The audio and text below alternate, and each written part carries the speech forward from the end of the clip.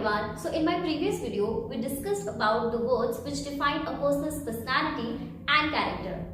And if you want that video, you can find that video on my Instagram handle @ISL Well, my name is Priyanka Sharma, your English spoken trainer. So today in this video, we are going to discuss about the idioms which defines a person's characters and personality. And before that, if you haven't subscribed my channel, do subscribe. So let's get started. Number 1. A pain in neck. Meaning, an irritating and annoying person who always irritates and annoys. You haven't taken the bath yet? You irritate me a lot. Go from you. You have become a pain in neck for me. Number 2. A big mouth. Meaning, a person who is not able to keep a secret.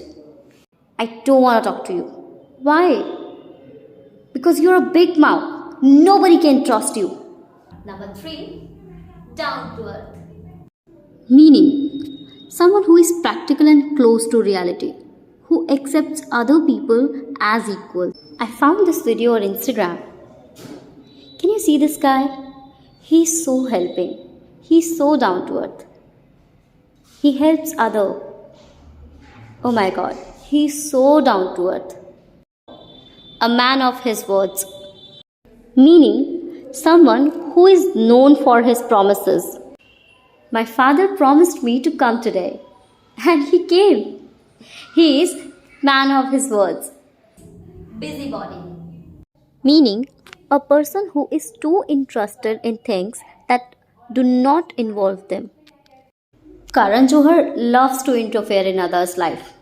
That's why he is called a busybody of B-Town. Dark horse. Someone who surprises others with their skills and talents. Every class has a student who is a dark horse. So if you liked my video, do comment that which personality you share.